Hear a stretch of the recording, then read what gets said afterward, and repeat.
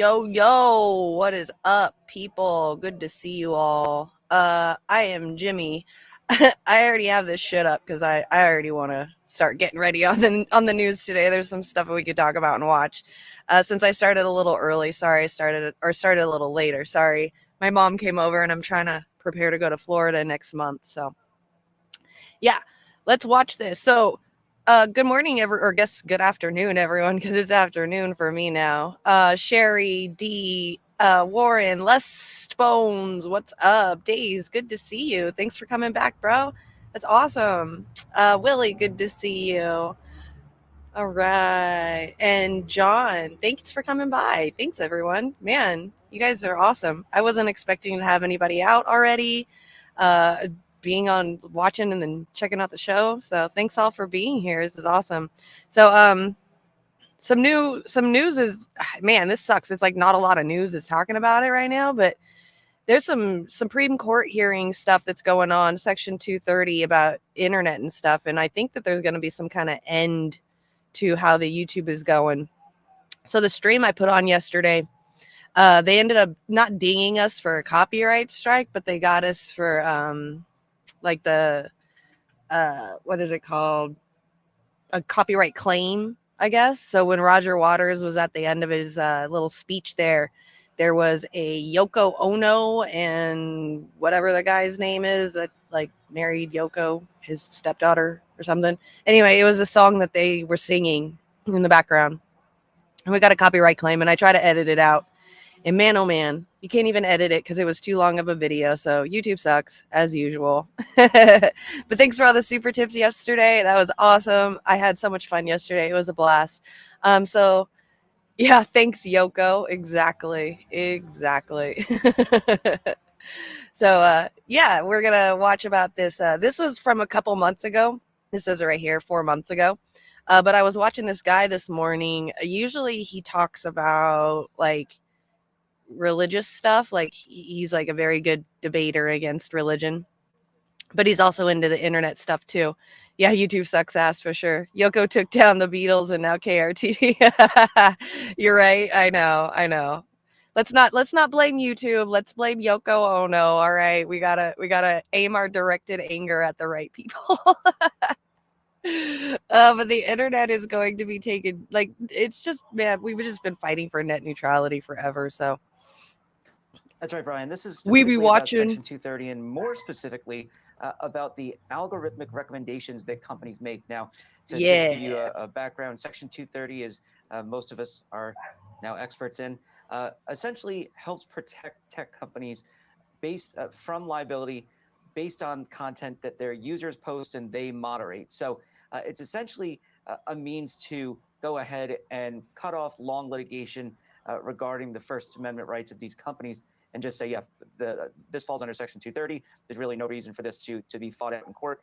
These companies have First Amendment rights to allow or not allow what content they have. But this in particular has to do with algorithmically generated content or algorithmically recommended content rather. So the algorithms that send you videos on, say, YouTube or Facebook, things like that. That's what this has to do with specifically, and it relates to the terrorist attack in Paris years back, where more than 100 people were killed, and it has to do with ISIS videos that were circulating on YouTube at the time. Now, the companies specifically say that they go and they try to take these kinds of items down.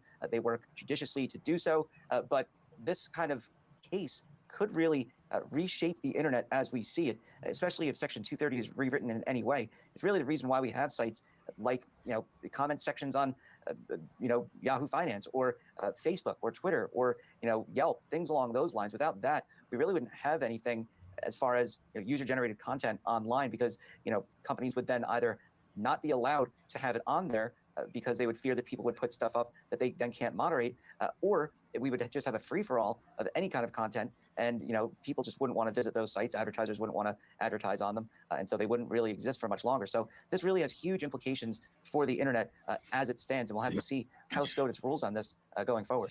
So from what I've been hearing and what it seems like what they're going to be doing is like what YouTube did, how now like KRTD and a bunch of normal channels, they have like the youtube.com/ and then that name.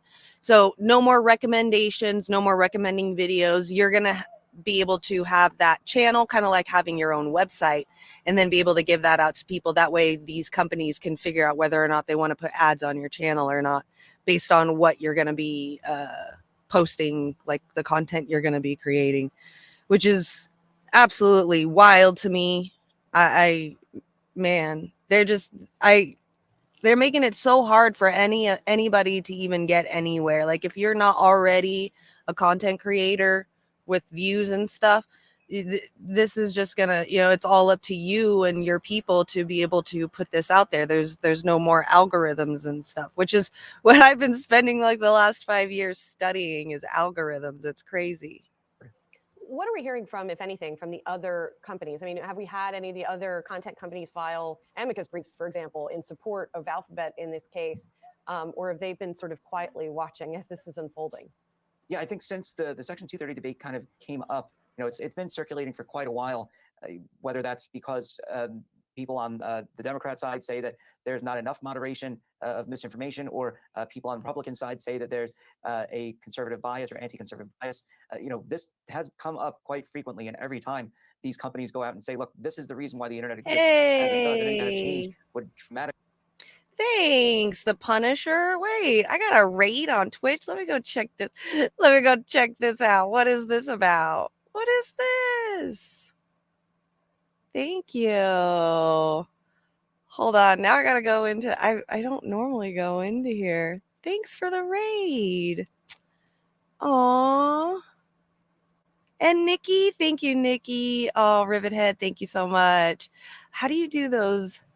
I don't know how to do the shout outs. I don't know how to do the shout outs, but thank you for the raid.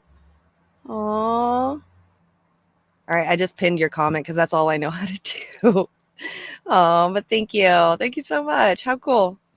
Holy crap, you just brought in a bunch of people. All right. What's up, SSJ4 Curtis? You type shout out. Okay. Let me do that. Let me do that. I can just like copy and paste, right?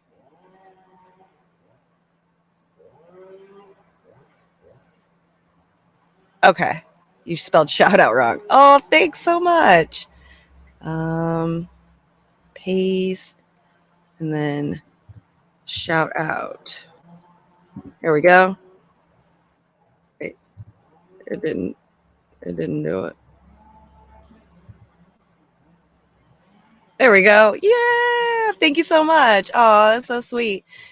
If anyone wants to, please hit that the follow button on Twitch. I'm trying to get up to 100 subscribers over on Twitch right now. So thanks so much. That's awesome.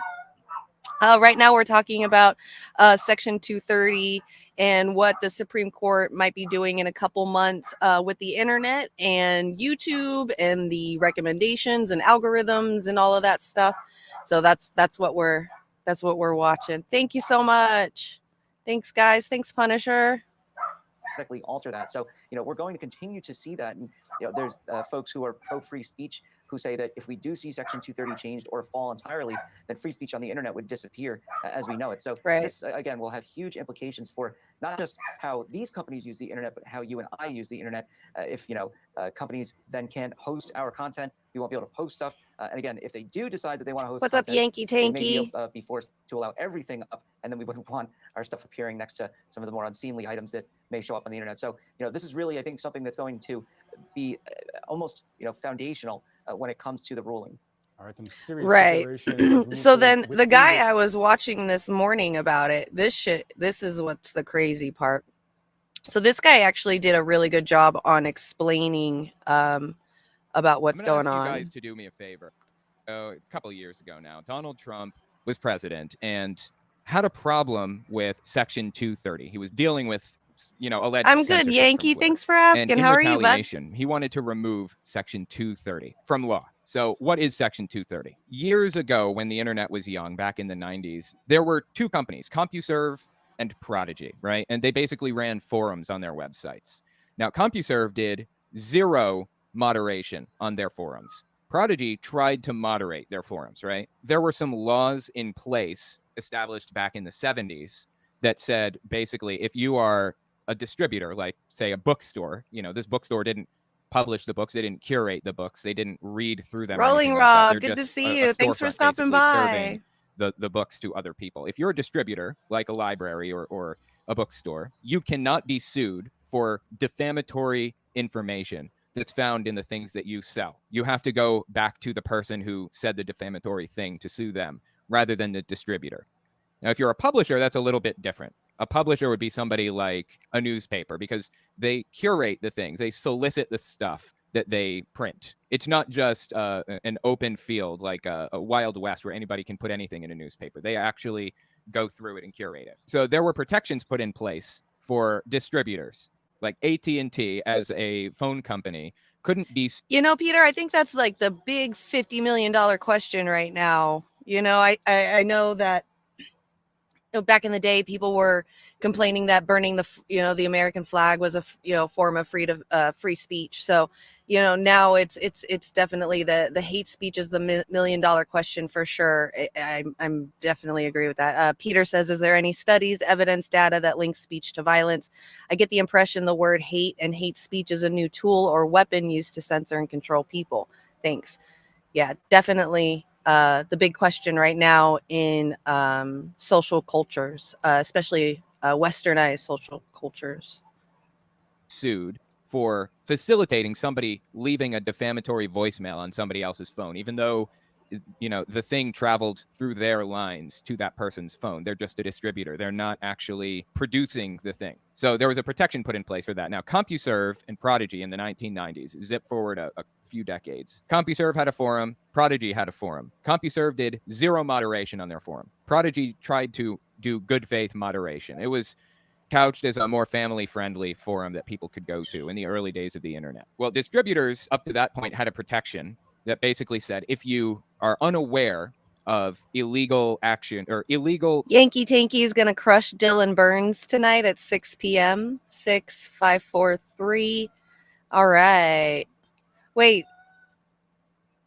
I think I'm following Yankee Tanky. Hold on. Let me see if I'm following. I think I am. Yankee. Yankee Tanky. Okay, I am now. I thought I was already. I've been watching your stuff too. Can't believe I'm not following you. Okay, I'm following you now. Oh, cool. You were at the Rage Against the War Machine yesterday. How fun. All right. We gonna watch it. We're gonna watch it tonight. I'll be up in the comment section. Don't worry. If you're unaware of libelous material or defamatory material or whatever. So Rivethead says hate speech gambit is always used to suppress dissenting voices outside of acceptable neocon norms. Right, and that's the whole point of like what free speech, what the First Amendment actually means. It's when you say like the sky is blue, that's not, I mean, it is a form of free speech, but it's accepted by everybody. Everybody just knows that the sky is blue. So that's not what when the founding fathers made the First Amendment, didn't mean it for that reason. They meant it for that the reason that people are allowed to say things that are unpopular as well. And that is a form of free speech. Even as much as hate speech is horrible and we don't like a lot of it and bullying and stuff, it is a form of free speech. Now, just because it's free speech and you're not going to get arrested by the police because you said some person is a slur word, doesn't mean that you're not free from consequences from the public, though. You could have all your friends not want to talk to you anymore, your job wanting to fire you, places not wanting to let you go and move into their apartment or their house. You've got these consequences that come with it, and that's a big part of free speech that people don't realize that comes with it as well. They think, well, if it's free speech, I should be able to say what I want to say without anything else. So there is no freedom of consequences, but there is free speech. Yeah, of course, Yankee. I couldn't get there, but you fully. Oh, okay, you could, but you were supporting it. Okay, cool. So you were watching it yesterday. Awesome, hell yeah, yeah, definitely for sure. I'll watch you tonight. I want to see what's going on. And nice to meet you. I'm excited. I thought I was already following you. That sucks. Just surfing the news before dinner. Yes, same, just same. All right, Brandy just subscribed to the Yankee Tanky. You guys go check out the Yankee Tanky. Go give him a subscribe, and then we'll all watch him tonight on his show and see over on YouTube, and we'll see how that goes. Definitely excited to see some debates. I love debates. Yeah, of course, Yankee. If you're unaware of it, then you can't be sued for it. Unfortunately, Prodigy did know about some of this libelous stuff because they were going through trying to moderate. And there was a lawsuit against CompuServe and against Prodigy because they distributed material from people who typed it out that was defamatory. They were sued. Prodigy lost their lawsuit, despite the fact that they were trying to moderate in good faith. CompuServe won. So after that, in the early days of the internet, the think of the children lawmakers, the ones that got parental advisory stickers placed on CDs, those types of people, conservative, right-wing, fear-mongering types, decided, you know what, moderation is better than no moderation at all. So we're going to push through a law that protects companies. If they want to moderate their material, then they can't be sued for good faith moderation efforts. See, that's what I love about you, Willie, and our little community. Just bringing people up, man. No matter who they are, just got to bring the people up with you. Like, somebody succeeds, bring them up with you. That's what we're all about. I fucking love you, dude. You're awesome. That was Section 230. Donald Trump wants to remove Section 230. Here's where the real issue becomes clear. What would removing Section 230 do? It would mean that companies are no longer protected if they decide to moderate their websites. If libelous material is put up on their website, Twitter can be sued for that now, or Truth Social can be sued for it, or YouTube. They can be sued out of existence for hosting it, even for a fraction of a second. So they have two options. Either heavily regulate what goes on their website, like only allow like 100 people to upload to their websites or use them at all, people that they deeply trust, or engage in absolutely no moderation whatsoever, which means erase the existence of a recommendation algorithm. It means no more algorithms at all. You wouldn't have an up next on YouTube. You wouldn't have a For You page on Twitter. You wouldn't have a For You page on TikTok. Honestly, you wouldn't have a TikTok. You wouldn't have a YouTube Shorts anymore. It would destroy the internet as we know it. It would completely erase what we have right now. And it would be more like having a Dropbox or like a Google Drive. Hey, Peter, nice to meet you. Thanks for stopping by. Totally agree. That people can go to your URL if they choose, and they can watch your videos. But nobody is being pushed in any direction. There's zero moderation taking place. Zero. If they do moderate, it means they can be sued for things. So that brings me back to the Supreme Court and why I want you to sign up for my email list. The Supreme Court just picked up a Section 230 case. They just decided that they wanted to hear the opening arguments and all that stuff. So I don't know why the Supreme Court would pick this case up if not to decide in Trump's favor. Like, I don't even know if Trump wants this anymore because he has Truth Social. It would make a huge mess out of Truth Social, a huge mess. But why would the Supreme Court pick this case up in the first place? It's bizarre. It's disturbing. I just don't know. If you're wondering, let me just tell you now, you subscribe to my email list at telltaleatheist.com/subscribe. telltaleatheist.com/subscribe. I'll put a link to it in the description and the pinned comment of this video. See, that kind of stuff makes me nervous. Like, what do we do? Like, where else are we going to go if it's all platforms? Like, I'm putting up a YouTube video up on Twitter, and then YouTube gets sued, and I would get in trouble for it. I don't understand. I mean, it's kind of confusing to me on what exactly they're trying to do. I understand the getting rid of regulations or the algorithms and the recommendations and stuff, which is going to suck because that's all I've been studying over the years. So KRTD's future is libertarian. I mean, that's what I started out as, so you never know. Yeah, exactly. Thank you. That's exactly what we've been trying to say. I mean, a lot of net neutrality people, that's what we've been trying to say. It is literally something that we use every day. It is a source of education, a source of information, a source of our daily news, a source of any kind of queries we have about any kind of daily life or situations that we're brought into. Make it a utility. Make it a public utility like the electric bill or like the gas bill. Make it just something that everybody has, since everybody has it anyway. But no, this is capitalism. We have to keep things privatized, so that way somebody can make a profit off of it. That's what it's all about. It's a new beginning. I live next to a major military base, moving ASAP to Hawaii for the next 6 months, and pray things do not go nuclear. Yeah, be careful out there, though, because I think the military messed with some water out there. So there's like an area that doesn't have clean water right now, of course, because it's an indigenous area, I think. So, yeah, it's Hawaii is not that great either. I mean, yeah, it's beautiful and the tourist stuff is awesome, but I think there's a lot of problems going on over there. The indigenous people trying to keep what they have left of their culture while military is trying to bring bases out there and buy up land and stuff. It's pretty brutal out there in Hawaii right now, too. Willing to work with anybody. You're a communist. You work with libertarians, MAGA, or anyone willing to fight for the freedom of speech. Yes, thank you. Absolutely.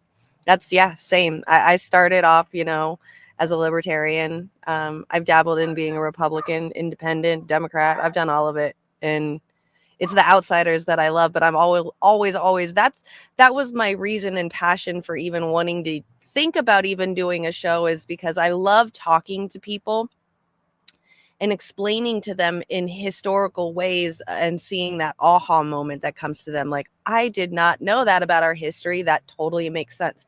That's the kind of stuff that I love, talking to people and communicating and getting to know people. It's pretty much my favorite.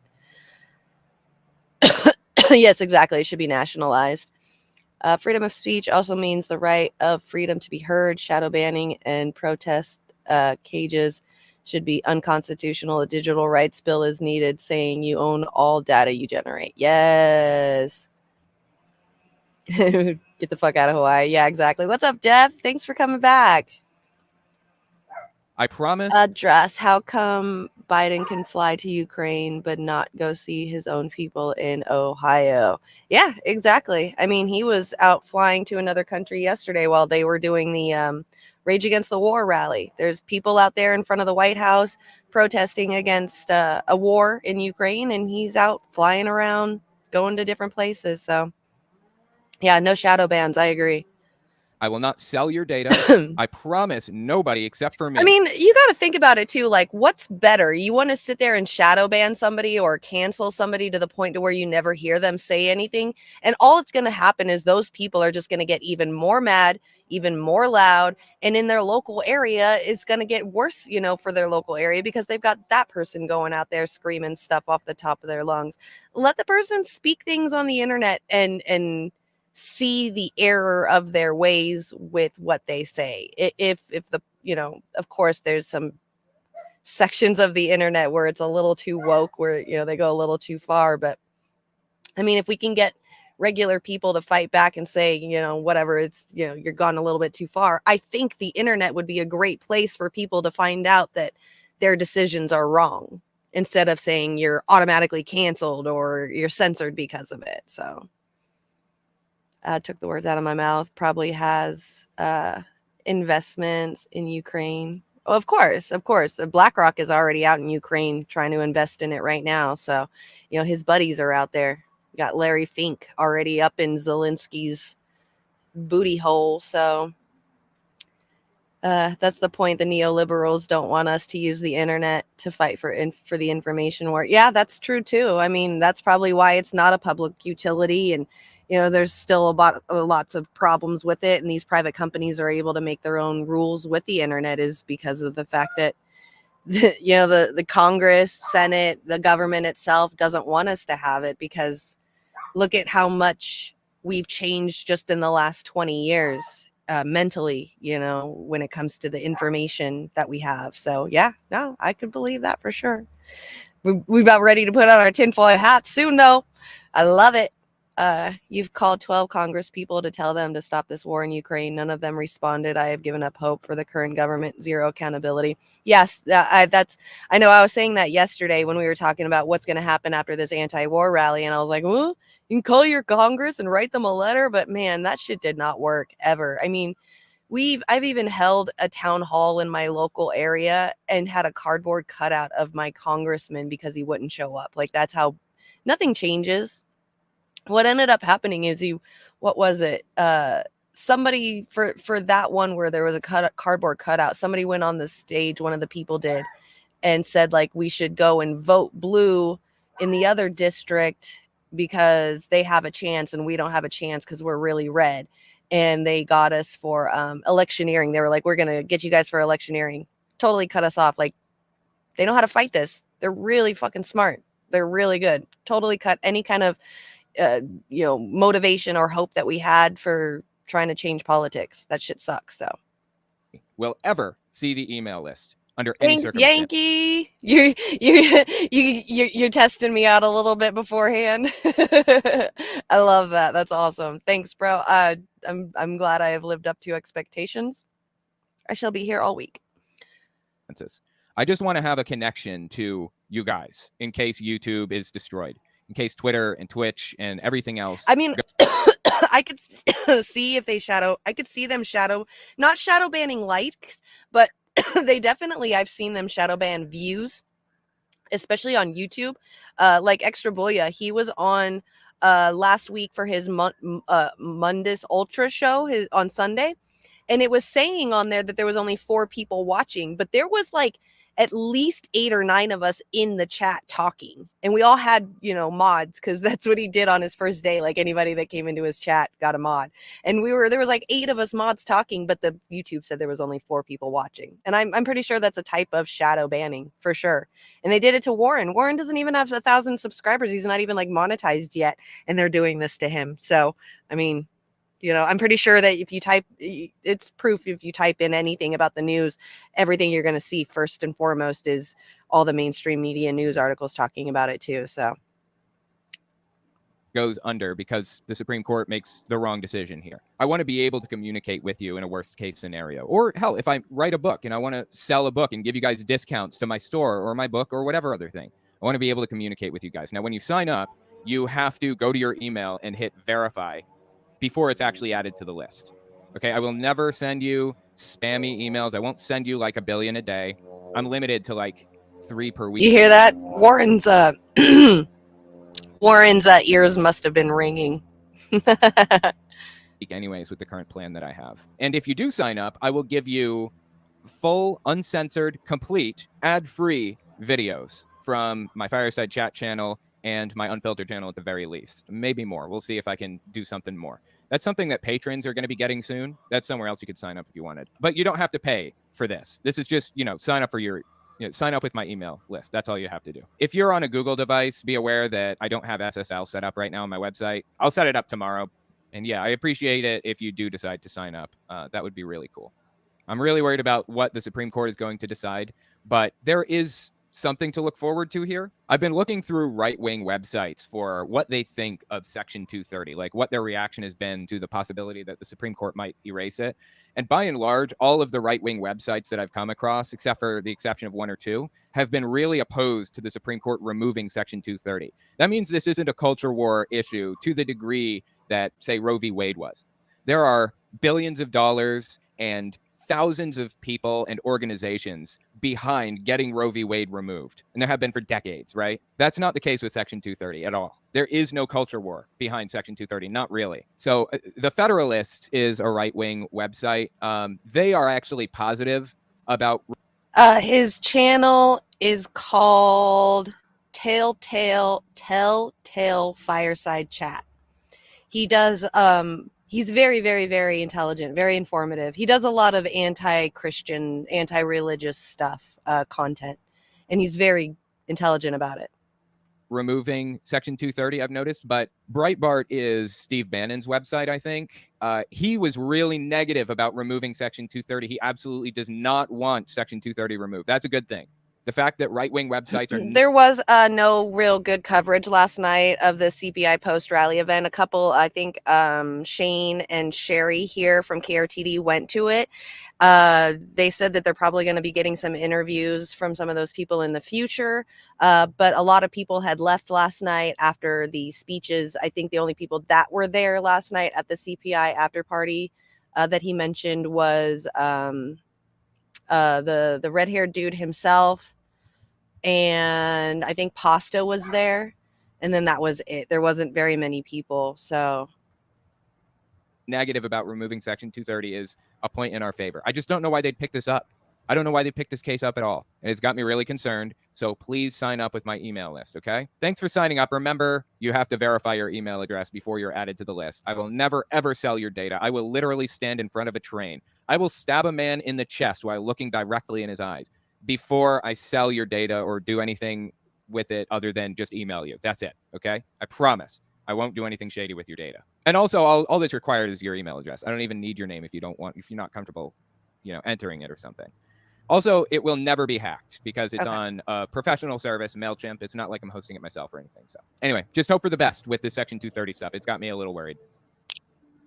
Yeah, from what I heard, I think Scott Ritter was there last night just for a little bit at the after party, but that's all I heard was that he was there. I don't think he was talking to anyone. I think what Shane was trying to do was network and try to get some interviews last night. He only got one with Jill Stein, so I have to edit it. The audio is not too bad. Okay, Sherry. Yeah, see, Sherry was there last night with Shane. So Scott was there. Okay. I know you guys, Sherry and Shane left a little bit earlier than normal last night during the after party because they were tired, which makes sense. I mean, that was a lot of walking you guys did. So CPI event is what's the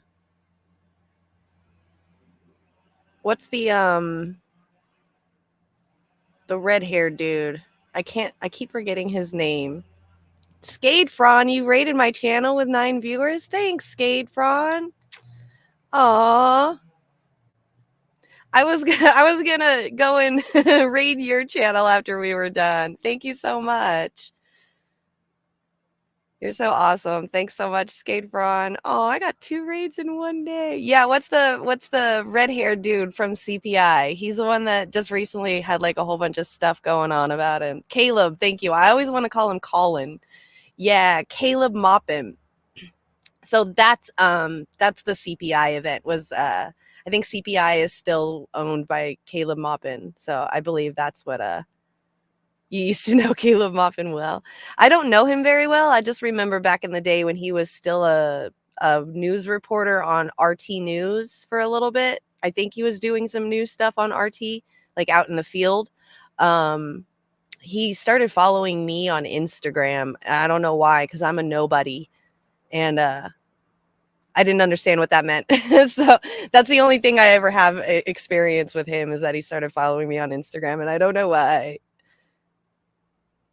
No, not Ron Flacco, but that's really good. I do talk to Ron. Ron's actually, if you guys like we're talking about right now with the whole internet and net neutrality, Ron Placone has this really good program, this project that he's getting started where it's pretty much people who are content creators or even people like you who are in the audience that really enjoy getting to know about maybe just news about the internet. There is his website. If you go over to Ron Placone's Twitter, I think he has the website on there. And he says it's like a place where everybody can get together and talk about internet justice, stuff like that, and try to figure out a way to fight it, like a coalition building type thing. So I think that would be really cool if we could do something like that. So I've definitely signed up myself. I know a couple people that have signed up as well. But yeah, Ron Placone is always like amazing when it comes to internet justice. Nikki but I have people on my stream sometimes.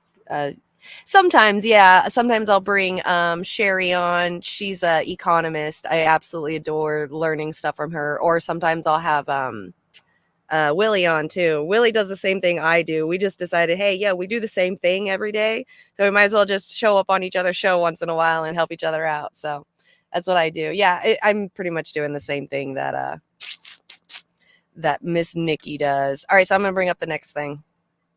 So recently there was this ad, I think, that came up on the internet, and it was about Pat Tillman talking about, I think it was a recruiting ad for the military.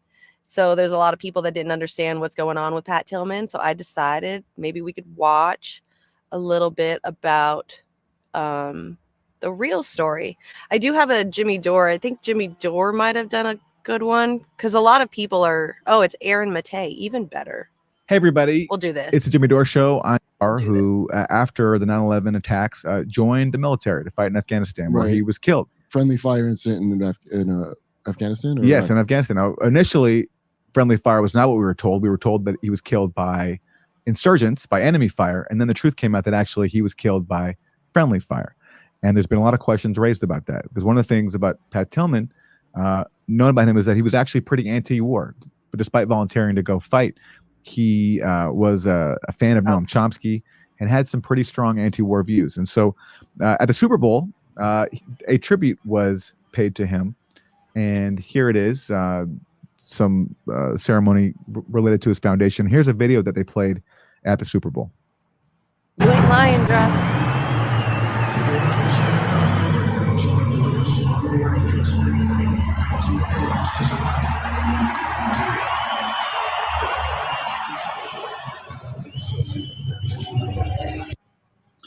There it is. And here's the headline from Common Dream. Dang, I got a lot of people watching me today. If you guys are watching over on Twitch, please give me a follow. I'm trying to get to 100 subscribers over on the Twitch channel. Thank you so much.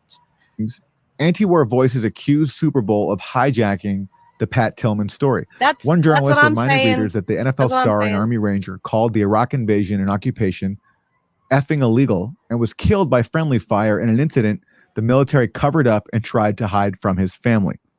Here's more from Common Dreams. Advocates of peace, truth, and basic human decency on Sunday excoriated the NFL whitewashing of former Arizona Cardinal and Army Ranger Pat Tillman's death in Afghanistan by so-called friendly fire and the military's subsequent cover-up. Critical details omitted from a glowingly patriotic Super Bowl salute.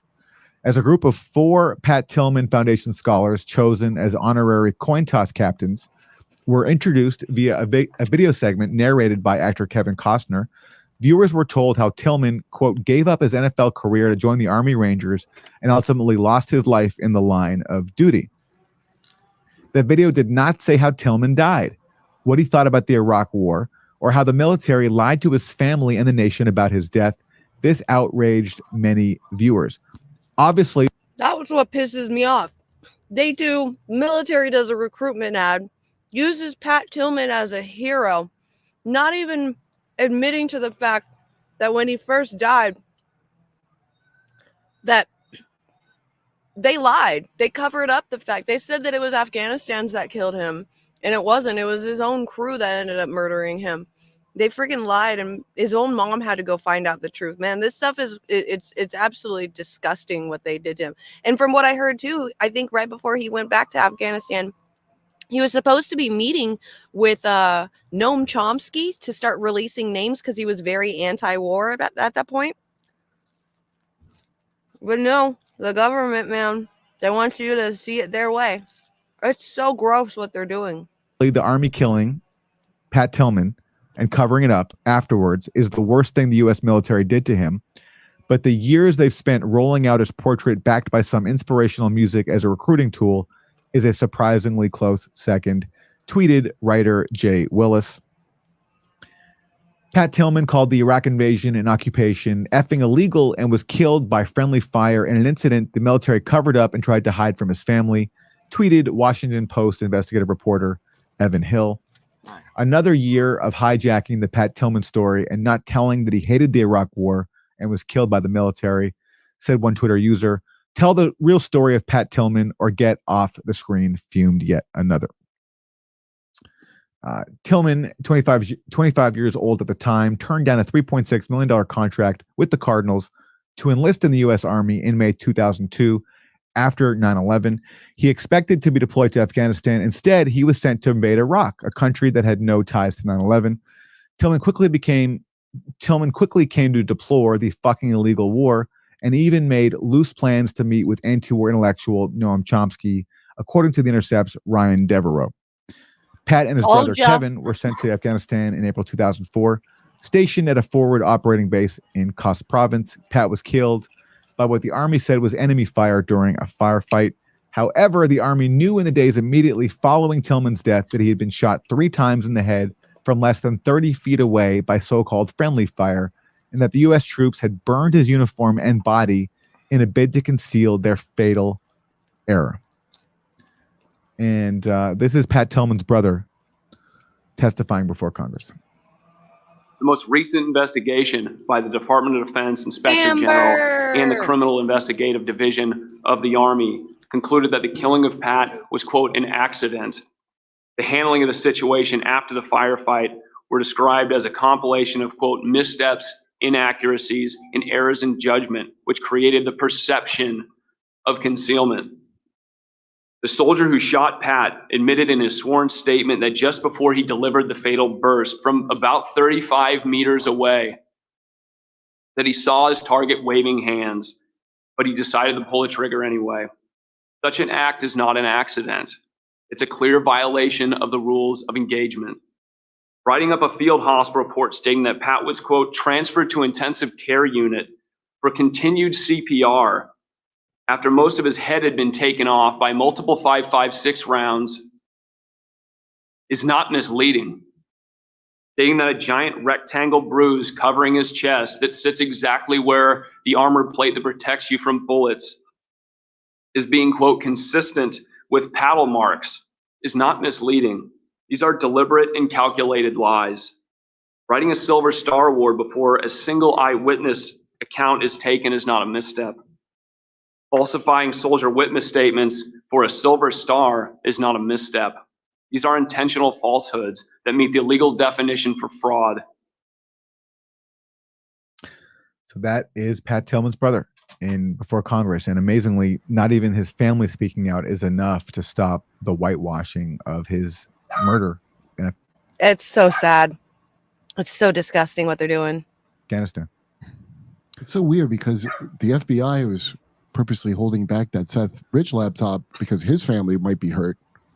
Like, that's true. They really care about the family in certain areas, and it's odd that in this one no one cares. Yeah, because the family interfered with a war narrative that the U.S. is desperate to maintain, and he is a martyr of that war. Oh, and, what did you get that from your friend Cy Hirsch, the lying blogger right. who's been discredited?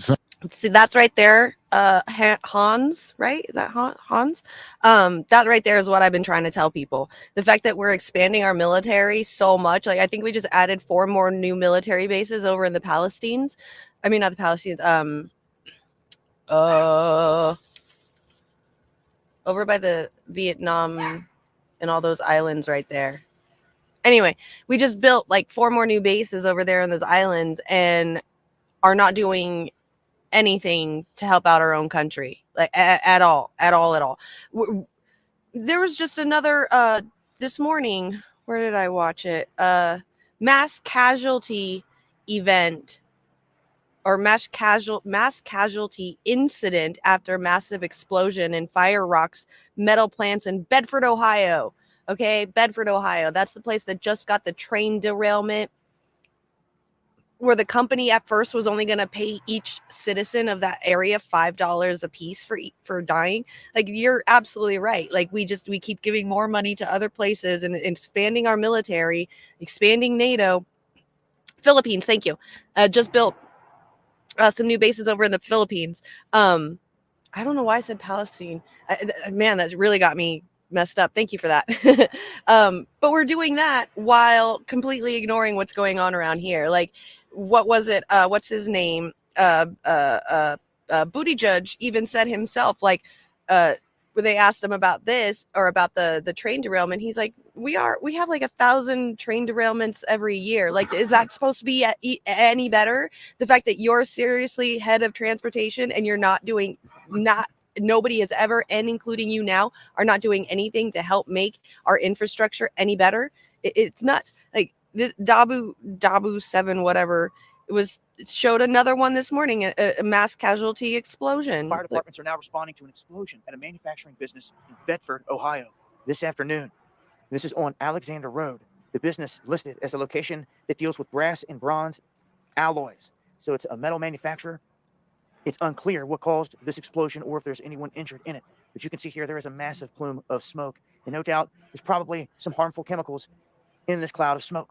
So I would say anyone around this area, use caution right now. With everything that we just witnessed coming out of East Palestine, Ohio, it doesn't look like the officials are going to be putting any alerts out for the people. That makes sense. We're doing our best here to try to get an alert out for the folks out there in Bedford. This is near Cleveland. Go over here to the wind map real quick. You can see that out of this area of Bedford, it's 7 miles per hour, pushing to the south, right out of the area, and then to the southeast. And oddly enough, this plume is going to be pushing down toward Youngstown, right below Youngstown, and that's East Palestine. Yes, because that's what works, a very decisive letter, very aggressive letter. That always seems to scare the shit out of those companies. Absolutely. Yeah, same, Subtronics. I know. It's so crazy to see him like going up and down and up and down and up and down over the years. I've been following him for so long. So long. It's crazy. Back when conspiracy theories were still underground. Right there on that border area, right there. So that's the winds currently coming off the lake out of Cleveland. And this is very near Cleveland. Serious? Closer to Cleveland than any other big city there. That'd be cool. Maybe I want get you interview you here on the show about Palestine and Ohio and all the stuff that's going on out there. That'd be really cool. Maybe I bring you on here and we'll chat about it. That'd be fun. Bedford, you've got a plume of smoke heading your way or around in your area. So if you know anyone here, reach out, let them know. This is the latest. Make sure to follow me on Twitter and Instagram for more. Follow me also on Dabu777. That's crazy, right? Cloud of smoke. So I would say anyone around this area, use caution right now. With everything that we just witnessed coming out of East Palestine, Ohio, it doesn't look like the officials are going to be putting any alerts out for the people. So we're doing our best here to try to get an alert out for the folks out there in Bedford. This is near Cleveland. Go over here to the wind map real quick. You can see that out of this area of Bedford, it's 7 miles per hour, pushing to the south, right out of the area, and then to the southeast. And oddly enough, this plume is going to be pushing down toward Youngstown, right below Youngstown, and that's East Palestine, right there on that border area, right there. So that's the winds currently coming off the lake out of Cleveland. And this is very near Cleveland. Closer to Cleveland than any other big city there. Just Bedford. You've got a plume of smoke heading your way or around in your area. So if you know anyone here, reach out, let them know. This is the latest. Make sure to follow me on Twitter and Instagram for more. Follow me also on Dabu777, where I'm going live Monday and Friday, 9 p.m. Eastern for Underground World News Live, talking about this and a whole lot more in greater detail. Hope to see you guys there. Yeah, Peter, I know. Like the whole balloon thing is absolutely ridiculous with everything that's going on right now, all the big things that are happening. These toxic chemicals, the Russian-Ukraine war, all this stuff is all these bigger news things are happening. I think Epstein files are going to be released soon too. So there's all kinds of things that are happening, and all they care about are these giant balloons. So reroute some of the billions going to Ukraine to East Palestine? Of course not, because this is the U.S. Exactly. Yeah, vinyl chloride. Did you know that when the smoke that was coming out because it turns into hydrochloric acid, so when it hits Whaat, so when that plume smoke from the train derailment that happened hits the air in the water vapors, it turns into acid rain. So yeah, these people, man, are like just out there dying, and we don't even care about them. But we're going to be giving more to Ukraine money than like our entire. I think we're about to hit our yearly governmental spending cap just by giving Ukraine so much money by June, and that's supposed to be a yearly cap, like a yearly funding, like it's supposed to be, you know, using that money throughout the entire year. We're about to use up all of it by June because of Ukraine. But look at what's happening out here. It's absolutely nuts. Yeah, acid rain, exactly. That's what happens. Yeah. Like, who the fuck had acid rain on their 2023 bingo card? Not me. Swear to God, I did not. Yeah, I wonder if Homer Simpson, if the Simpsons came up with an episode of that. I'm wondering. Also, this is a little bit longer one of something else too, just showing, because it really upset me. Like, there's obviously, I'm really upset at the fact of what's going on in Turkey and Syria. It's really, really sad. It's just even more sad in Syria, and the fact that they're not getting any coverage, not getting any help, except for like over a week after the Ukraine, or I mean after the Ukraine. Wow, there's a lot of information today. After the earthquake, they were waiting over a week to even get any help and to get inside of that. While Turkey is getting, you know, of course they're dealing with a lot too, but they're getting help as well. Syria wasn't getting like jack. Killed in earthquakes in Turkey and Syria. The city of Antakya Used to live in Turkey's Hatay Turkey? province was one Damn. of the hardest hit areas. Known as Antioch in ancient times, the city was a key staging point on the Silk Road. Until recently, it was a multicultural, Ultraviolet's up in the chat. What up, girl? religious place, home to Turks, Kurds, Armenians, Arabs, and Jews. But the quakes caused colossal damage to this once vibrant city. Our correspondent Julia Hahn went to Antakya for us, and here is what she witnessed. This is what's left of Antakya. Once known Sorry, for its rich heritage, Lesbos. the city now lies in ruins. Unrecognizable. Unreal. Do we have any other hey girl? Do we have Lesbos, do we have any other mods in the chat right now, or is it just you? I'm so sorry. I know this was happening to you yesterday. Just approve everything. I don't even care. Just hit show on all of it. I'm not here to censor nobody. Thanks, Yoko Ono. Sorry about that, Les Bones. Oh, you're here? Okay, Warren. Yeah, just approve everything. I don't care. I don't even care. I'm not here for censorship. In the old city, several streets are still inaccessible, blocked by buildings flattened by the quakes, Sherry and Nikki are also trapped under the debris. Mods as well. This I know was the Nikki's old over town at of Antakya, once popular with over tourists, on Twitch right now. But look at it now. At least half of it is gone. Centuries of history ravaged in a few minutes.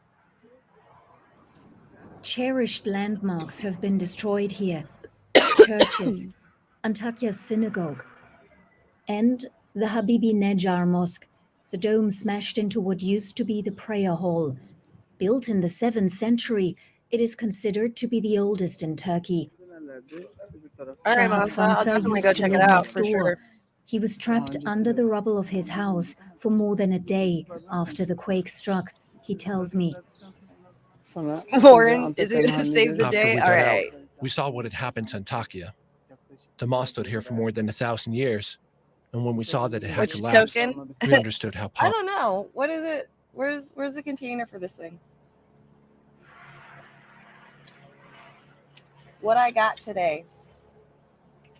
It is called, it's from a company called Connected, and it's called Pantera Lemong. I have no idea. It came in this. It's a pre-roll joint. No, it's ganja. Medicinal. I'm from California, so yeah, it is what it is. Just a joint. powerful the earthquake was. I'm drunk. Oh, Big Baba And is how drunk. deadly. Shahab has lost many of his relatives, neighbors, and friends. There's nothing left in Antakya. Aid is coming in, But it Oh, was before connected the got aid. good vape They had sent the vet heavy with vape machinery, pens. so we could Oh, have saved all those nice. lives. We received food, aid, bread, but Bye, people were still under Holly. the rubble. Thanks for stopping by. And still, the scale of the destruction makes it hard to say how many are dead and buried. Rescue teams have been searching day and night for signs of life. From the beginning of the earthquake, the narrow streets was totally blocked. Cookies is good. And Cookies it is was not definitely easy one to of my find people. favorites. Actually, second days, third days, and fourth days, still there was a And you lot don't of even alive smoke. people. They were shouting at us for help. We tried to rescue all of them, but it was impossible. Tens of thousands have since fled the city. For those who stayed, I mean, I can pull out the the vape. search for survivors has more turned legal? into a Here we go. search for reminders. Herkesin bir hayali vardı. Herkesin Is that better? bir Not even yarını working. vardı. Everybody here had dreams. Everybody here had a future. Ölü bir şehir. And now, what's left of it? A dead city. Good night, Skate Fraud. Nothing Thanks for else. stopping by. Thanks for rating all that fun stuff. You're We could awesome. never have imagined Bir this. şey hayal etmedik. Thank We're you. alive, but we are now wandering around in a ghost town. Hayalet şehrin içinde geziyoruz biz. Throughout the wreckage that was Antakya, pain is plentiful. And no one here knows how long it will take for their city to recover. In Turkey, many quake victims are being buried in mass graves, making it difficult for loved ones to find them. And as DW's Jack Perrick reports, even where there are individual graves, many are unmarked. The unmistakable sound of grief. These people have just identified the body of a loved one at this graveyard on the outskirts of Look at all Kahramanmaraş that. in That's southern so Turkey. sad. Mustafa arrives in search of his child. Hastanelere hepsini dolaşayım. Bebeğimi arıyorum. I searched the hospitals for my baby. I want to bury my baby and to pray. That's all I want. Yesterday, a nurse told me my baby had died Sam, what's up, and that I Sam should come Cedars here. King? Thanks, They bro. showed me a photo. Now I'm here to find the grave. Atmışlar. Şimdi ona göre bebeğimin kabrını Thank you, istiyorum Sherry. ben. Good to see you too. Mustafa goes to find his baby. Vans arrive here every few minutes throughout the day, each carrying up to 4 people who died in the earthquakes.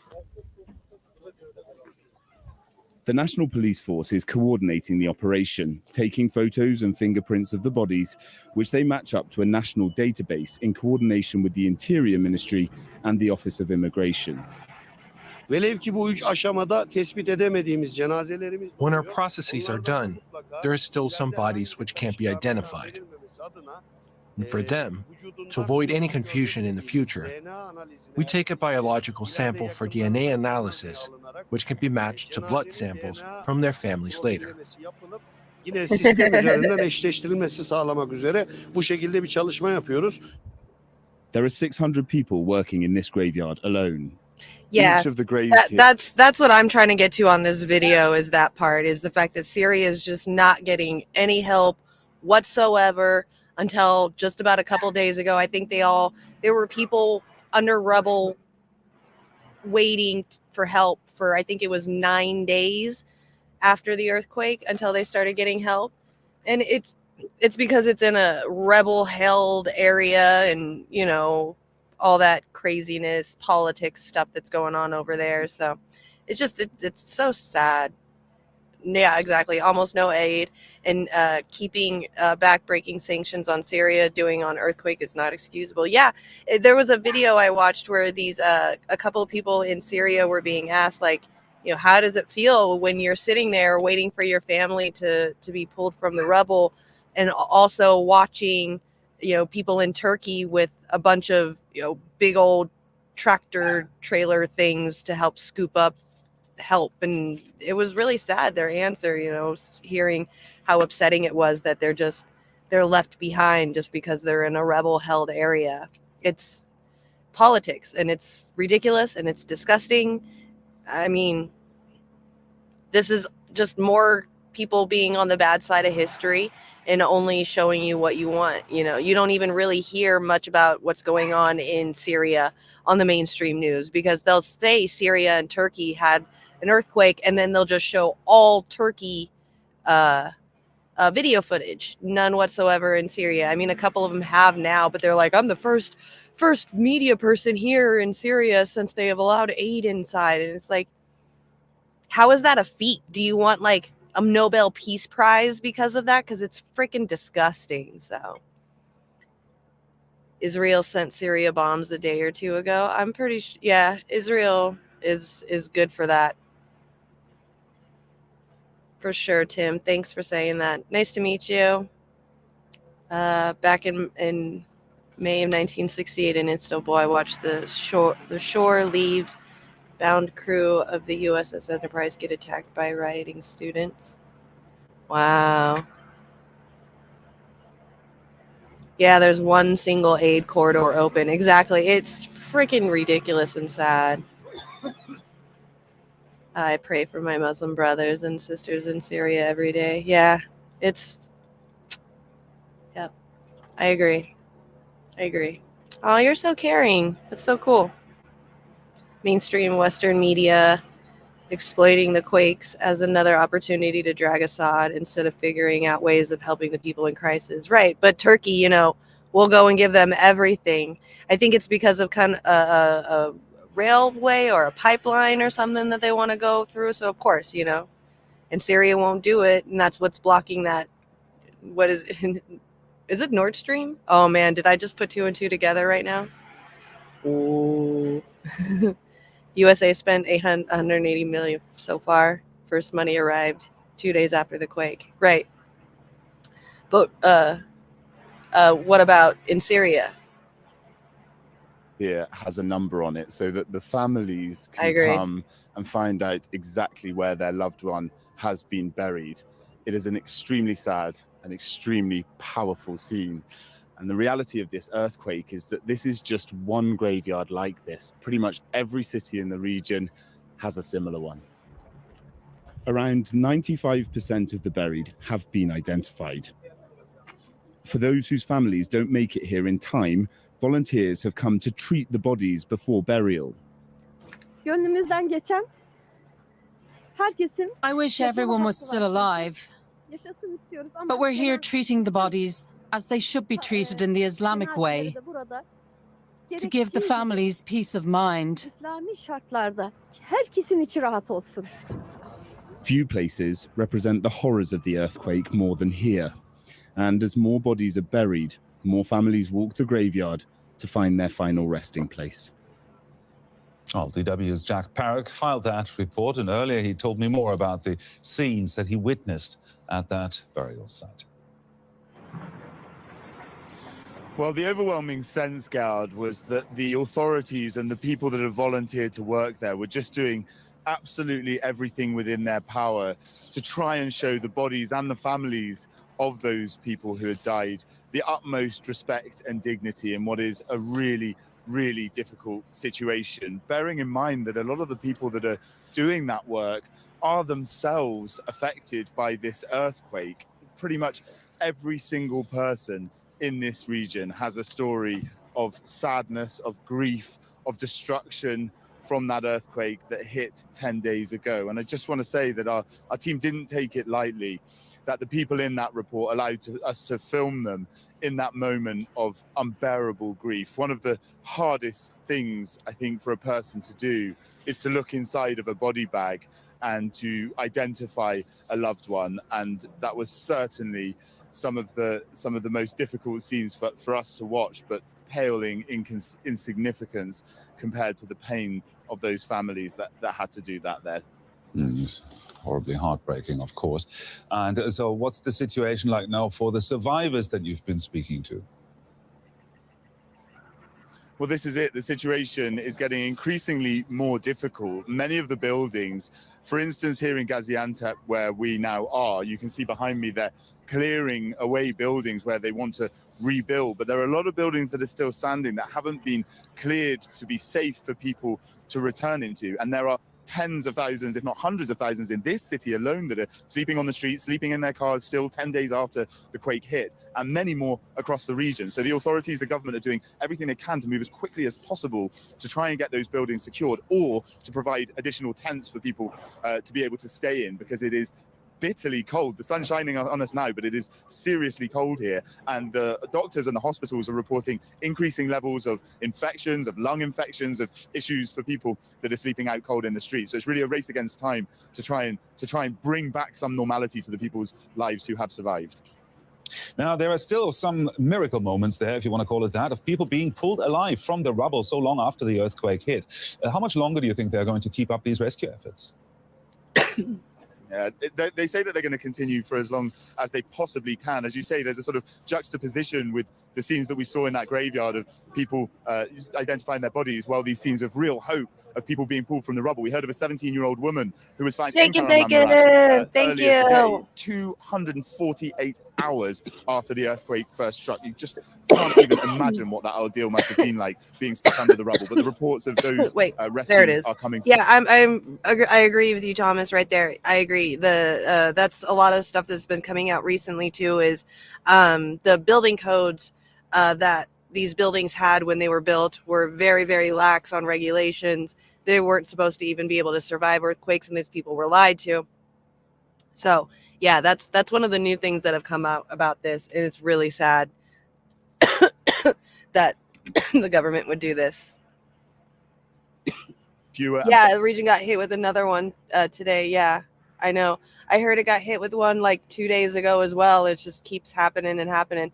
And what sucks is like you expect these to just be the aftershocks of the main earthquake, but because this was such a big goddamn earthquake, these aftershocks are just going to be just as fucking big. So they're like, technically they're aftershocks, but they're huge, so they're being counted as new earthquakes. It's absolutely nuts. This is insane. I live right next to the San Andreas Fault, so seeing this stuff just, man, makes my heart drop into my stomach. I get so terrified and scared and paranoid about it.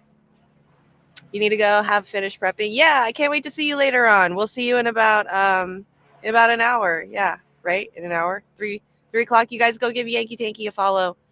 He's getting ready to start about an hour or two, I believe. And he's going to be doing Dylan Burns on his debate thing. So I can't wait. I'm excited to see this. I love debates. So yes, Ultraviolet. He is debating him. I can't wait. 6 p.m. Eastern. So that would be 3 p.m. my time. Yeah, so about less than an hour. So as soon as we're done here, I'll head right on over there to you. I don't have too much left to go. I think I just got this video and then I'm done for today on the new news. So you all think it's HARP? Man, I haven't heard about HARP in so long. The last time I've heard about HARP was when Jesse Ventura was doing those like conspiracy theory episode shows, and he went over to HARP and was talking about that stuff. Man, that brings me back. That's super nostalgic. After the earthquake, 7.8. Yeah. Poor northern Syrians have been living under the U.S.-backed terrorist rule to boot. So tragic. I know. Exactly. Yes. Are you good, Les Bones? Are you good? Are you good? Yes, Les Bones is a mod here. I know there's a couple more people in the chat that is modding. I just definitely HARP. I usually don't have this many people watching, so I think they're just getting overwhelmed, which means that I need to buy them cookies and send them special cookies in the mail. That's what I gotta do for these. These are my boys. I gotta take care of them. I am building them some really awesome stuff in a video game called Grounded right now. So maybe that'll make them happy. No. Massive earthquake in that region for a while. No, it's fun. It's fun to say HARP, though. It is fun to say HARP. Oh, is he moderating the debate? Oh. My poor mods. You get commissioned for modding. Yeah, I'll send you some cookies. My poor guys. Y'all are awesome though. Making a nobody from a small town feel special. It's fucking cool. Thanks so much. Like, man, you're uncomfortably numb. You should be freaking out about Biden. The teleprompter reader in chief goes to Ukraine and ignores East Palestine, Ohio. Could be America's wake-up call.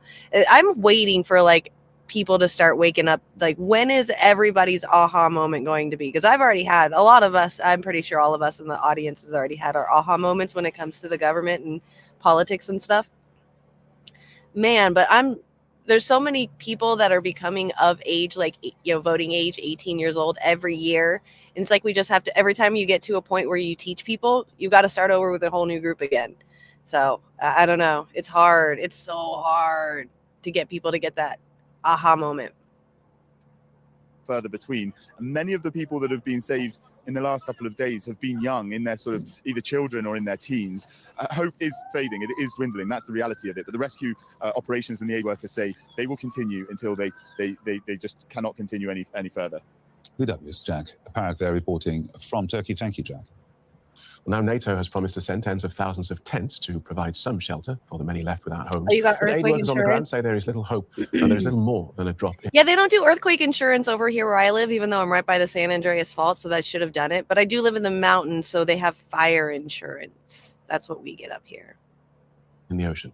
I've been speaking with Yakshan Shishaki, who's CEO of the Maram Foundation, which has been distributing Hey, aid at Black Gaziantep Fist, Airport thanks. in Nice to meet you. What is good? What is up? We are watching a video about Turkey and Syria's earthquake and how much Syria is getting completely ignored.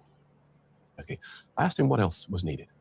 Everything else is needed. I mean, we're talking Very about true. food, blankets, tents. I mean, I think other than like, the medicinal purposes of medical marijuana and stuff, that I really enjoy about, especially, the medicinal part of it, it really like slows you down, really gets you to think about a lot of things and really just sit in your brain a lot and think things. So it's helps see through a lot of stuff. Like, I call it looking at the bigger picture.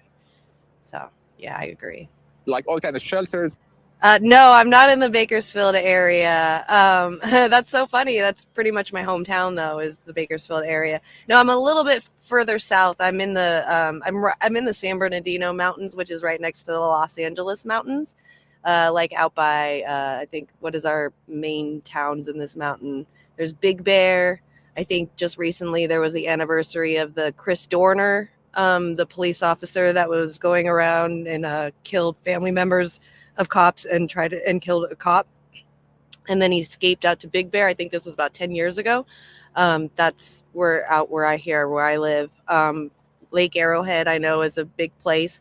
If you guys ever buy bottled water and you get Arrowhead Spring bottled water, that is stolen from the lake here where I live. Don't buy it. It's owned by Nestle, and they steal our water, and then they name it Arrowhead.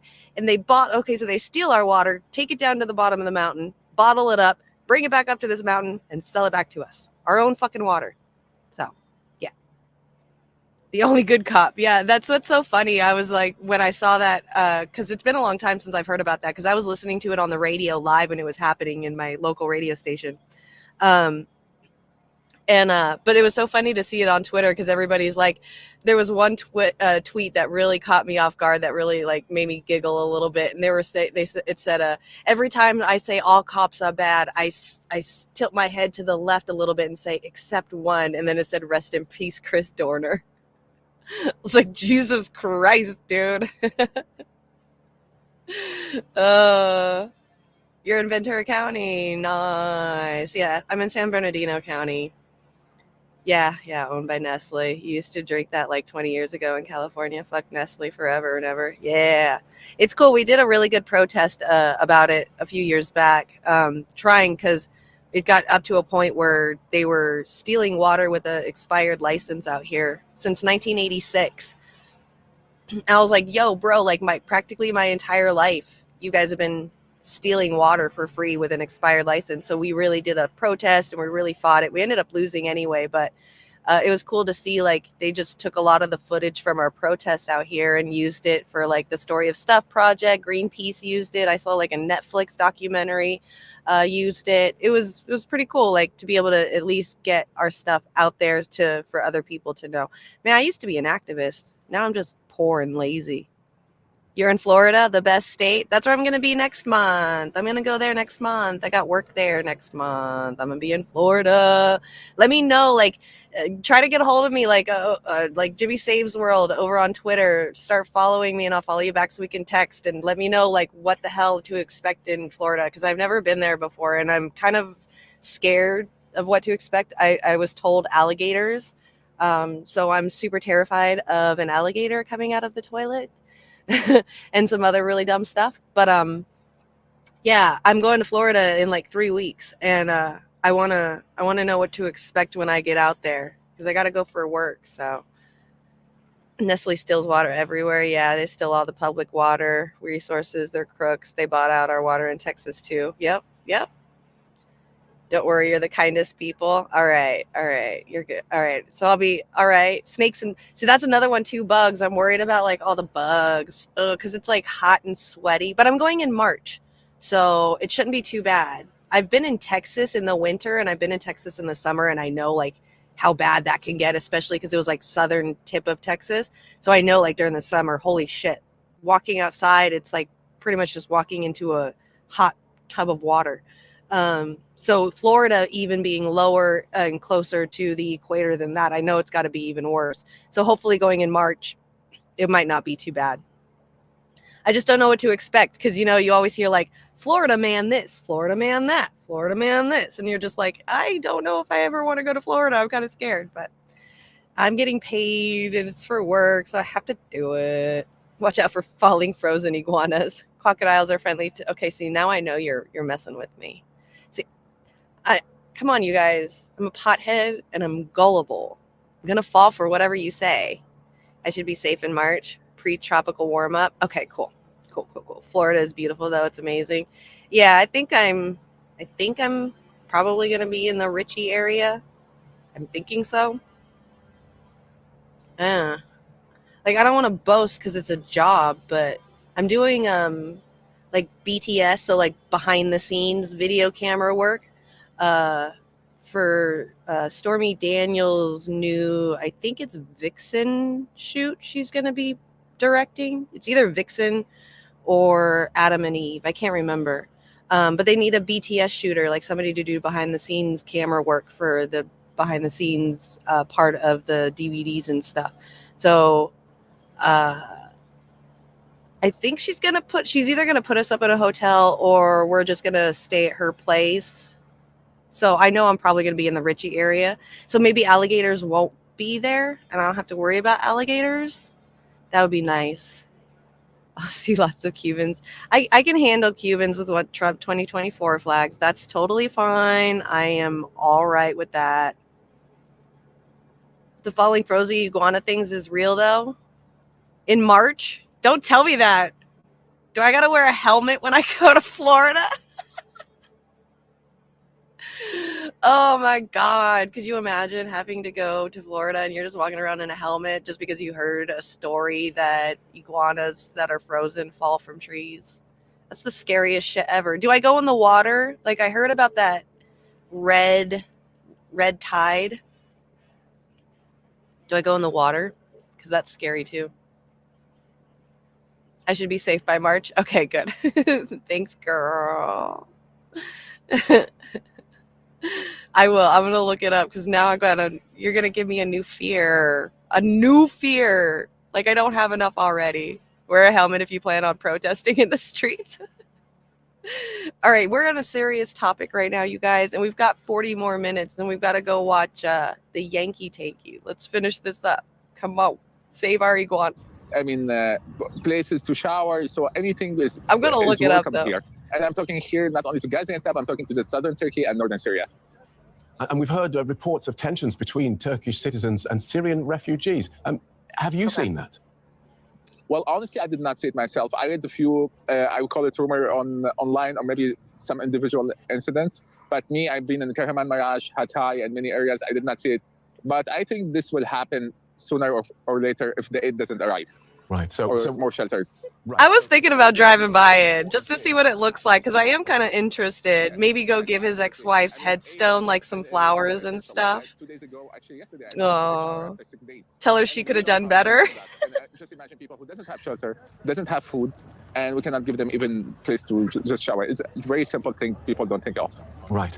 And so, what do you think then is 40, needed next? Let's presume then that the aid is arriving because we know now at the it's very 40,000 plus once they started adding in the Syrian numbers, because at first they weren't even counting the Syrian numbers because nobody even knew what the Syrian numbers were for the first week because there was no help that could even get in there. So yeah, now it's up. It's like doubled, literally doubled in like the last few days because now they can start counting the ones in Syria as well. And since they didn't get any help from day 1 or day 2 like they did in Turkey, their numbers are even going to be probably way higher. I mean, I know it's not the epicenter, but they got it. They got it good too. It's on its way. She's got a couple of gigs to direct. So, I mean, that's what she's always done. And now she's a little bit older. So she's doing more of the directing and producing and all of that stuff. So I don't know. That's another thing I'm worried about too, because I haven't asked. We haven't got the script or anything yet. I think we're getting it this week. I don't know if I'm going to end up having to see her because that's how I have a friendship with her is I don't watch that stuff. So if she's going to be in it, I don't know if I want to be there to see it. Maybe I'll just like walk out during the scenes. And then when they're like cut, I'll come in and do BTS, like behind the scenes stuff. I don't know. Yeah, you're right. I don't know if she's going to be in it or not, though. People get fed, tents get put up. What then is needed? Well, a lot to be done. I mean, the trauma, everybody here who witnessed this catastrophic disaster. I thought he buried his ex in Mar-a-Lago. I thought that's where he put her, was in there. Are you dead? Because I'm so stupid. Thank you. That's all right. I'll take it. I know I got pretty privilege. I fucking hate it, but I'm taking it anyway. So I'm dumb.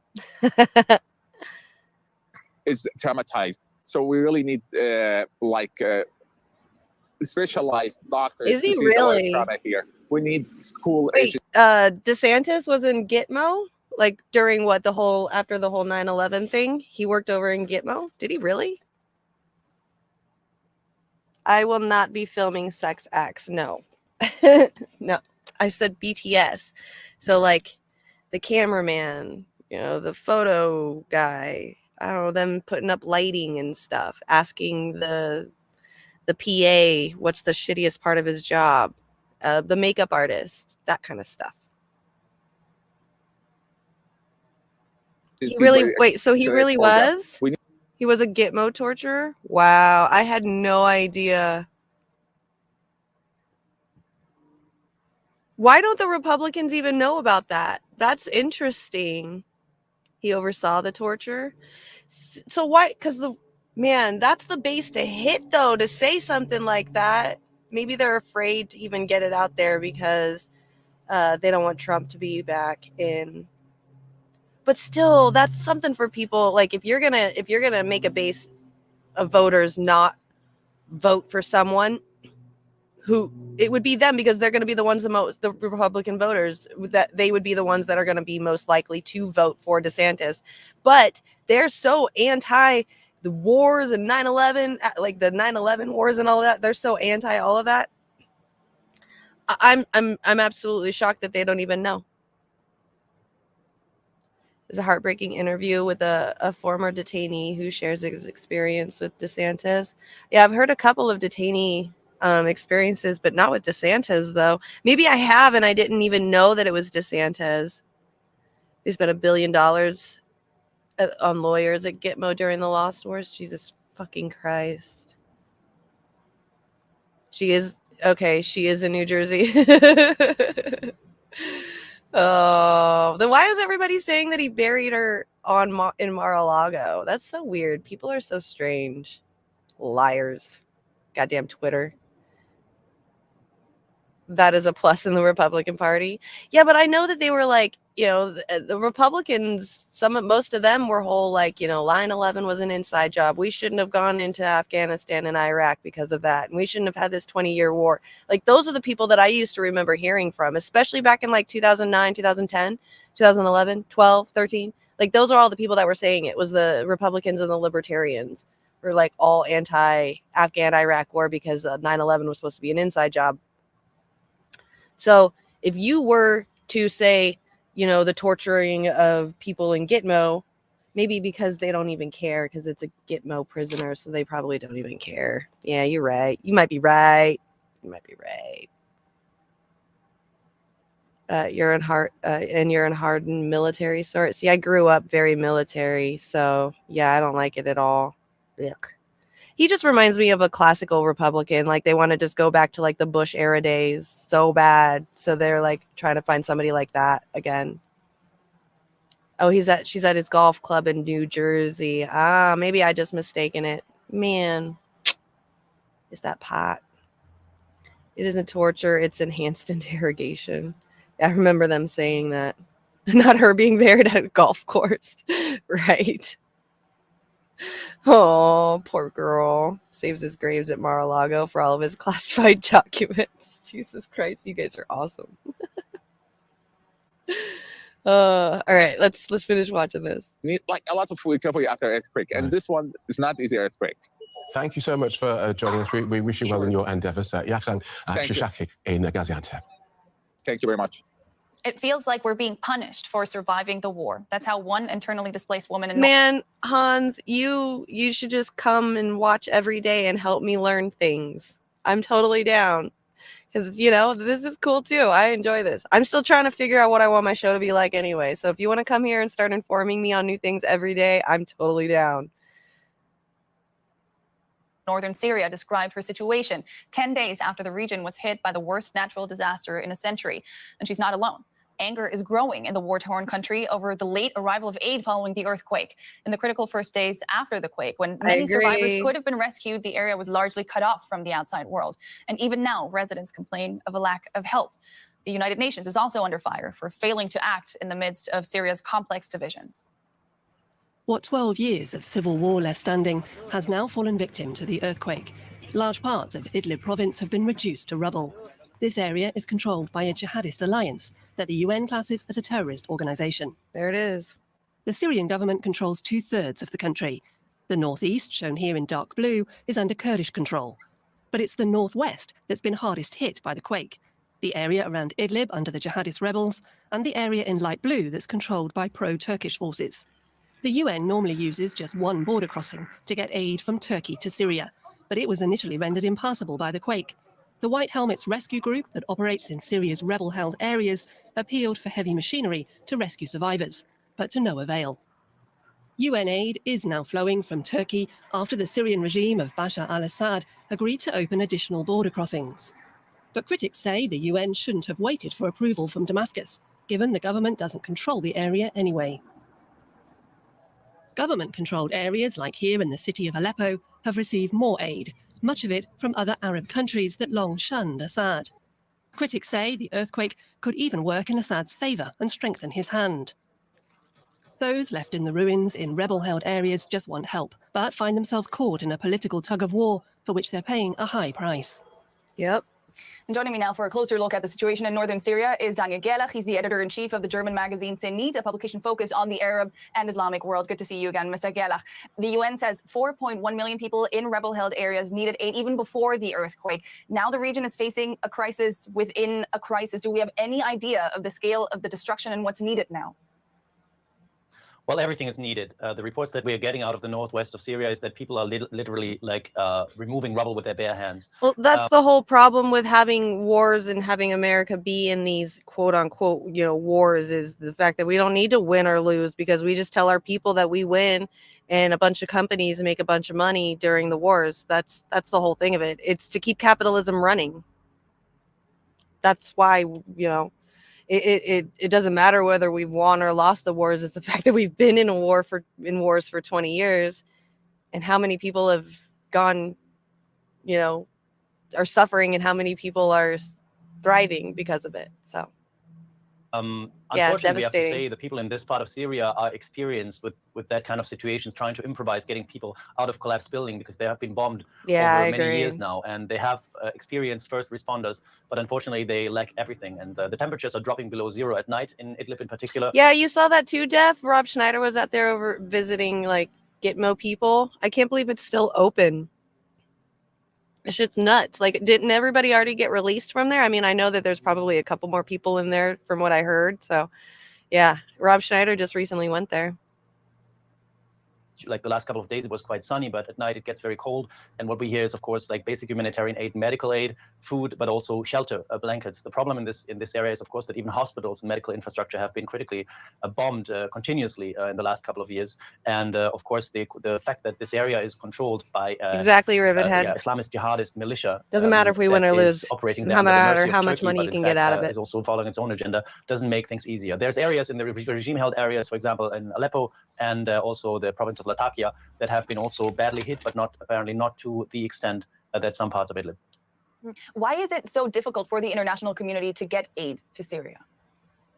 Well, humanitarian aid has been weaponized and politicized I agree, over Jeff. more than 10 years now. And it's always been like basically a power game in the United Nations Security Council. The Russians would veto certain decisions on cross-border aid. And of course, like the other nations would have to convince Russia and China every couple of months to support a cross-border aid like solution. Of course, the Syrian regime is following its own protocol. It says we accept international aid, but only if it goes through our channels.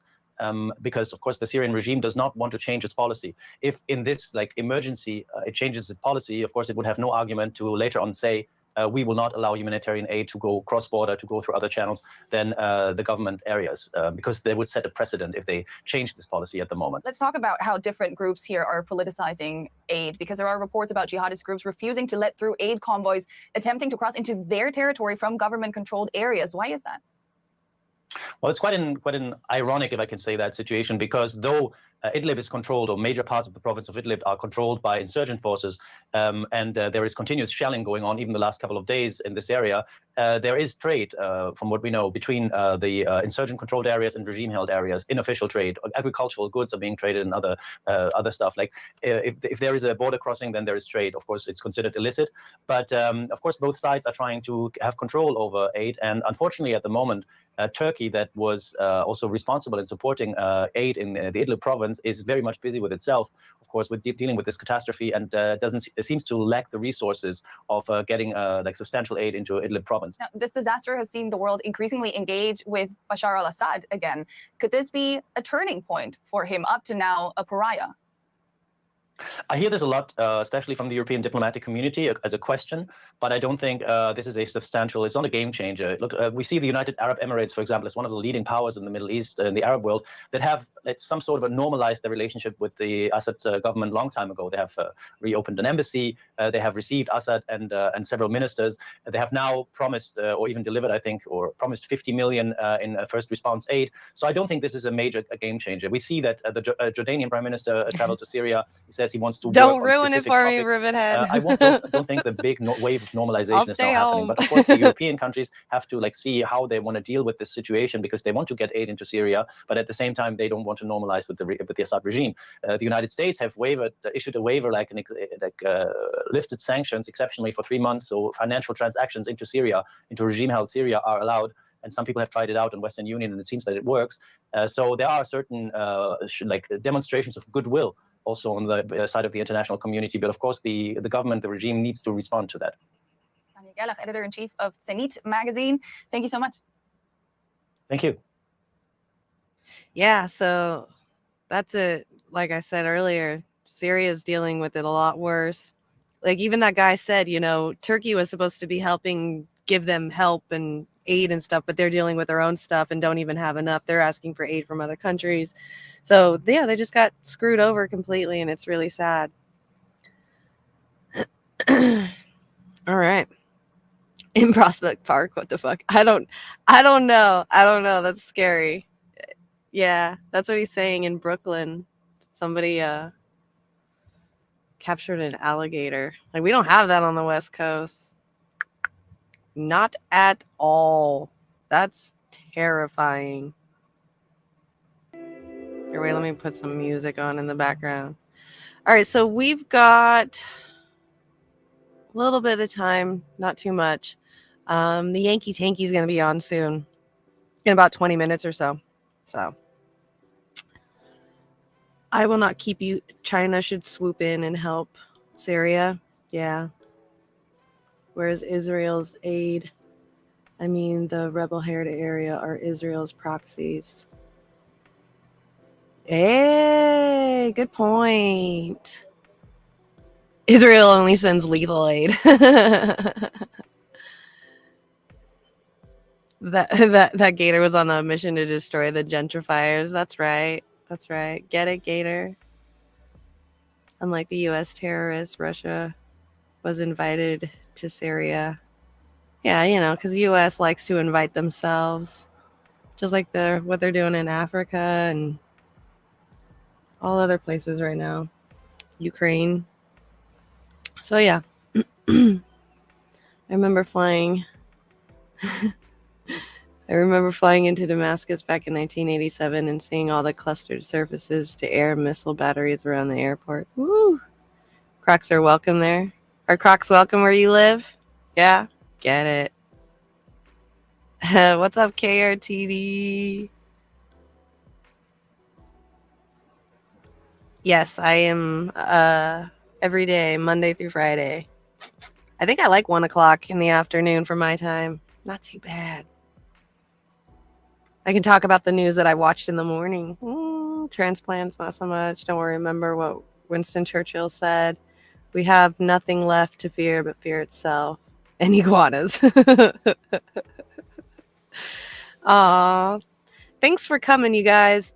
I don't think I have anything else to show. I pretty much got everything out of the way. Just definitely go make sure you check out the Yankee Tanky. I'm going to go see him for the first time, I believe. I think I've seen him before. I swear I have. But feels like it's going to be the first time ever. Oh, he does movie reviews. Oh, that's fun.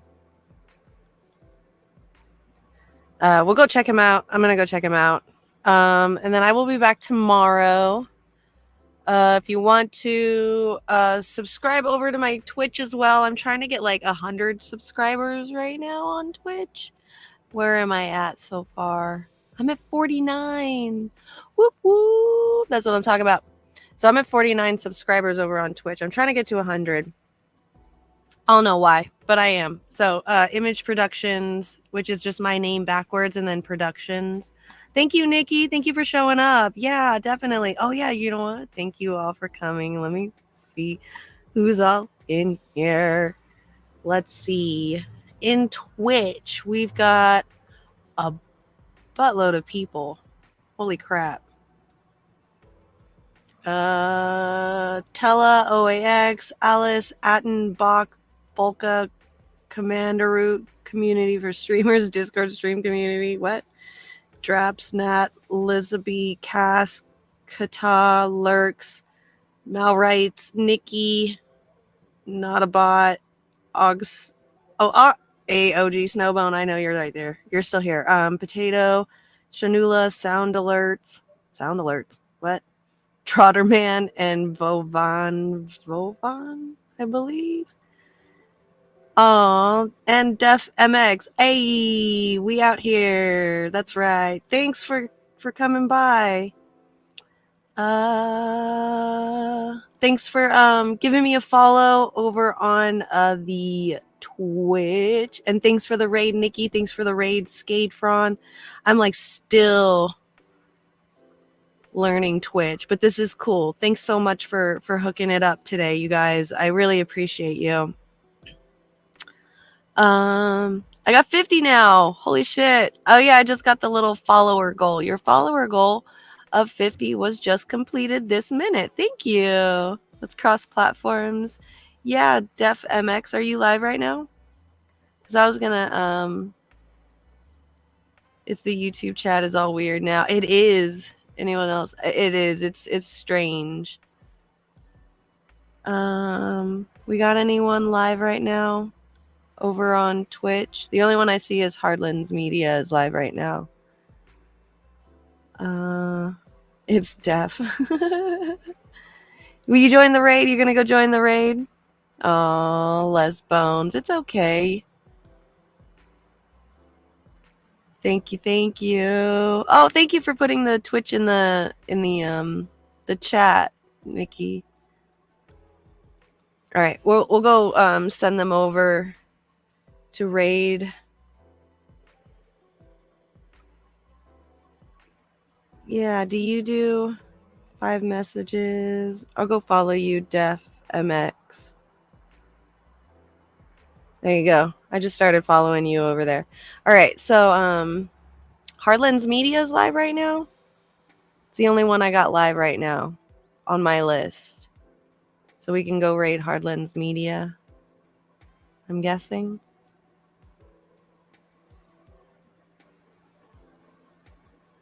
Okay, you didn't stream.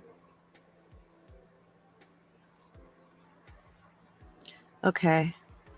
Let me look that one up. Nikki. Raid, pick a live, paste. All right. Yep, there he is. All right, cool. I'm going to send it over right now. Thank you guys on Twitch. Super appreciate it. Love you. I'm like super appreciative for you guys. And thank you, Nikki. I love you to death. And I will see you all tomorrow for sure over on Twitch. So thanks for hanging out. And good luck out there over on Goon Turned God. That's awesome. All right. We're going to hit the start raid button. It's going to count down to raid in 6, 5, 4, 3, 2, 1. All right, you guys, now we're getting ready to raid over there. Peace out. Thanks. All right, I think I got them over there. Okay, I'm going to get off of here. Thank you guys over here on YouTube as well, Between Woke and Old School Libs. All right, thanks for the 40 likes. Yes, thank you for all the likes today, you guys. Please, yes, come back tomorrow. Super appreciated. We'll do this again, looking up some other news, some good conversations. You guys can teach me some stuff too. So I really appreciated you guys. Y'all are awesome as shit. Yes, thank you. It's my favorite. Thank you so much.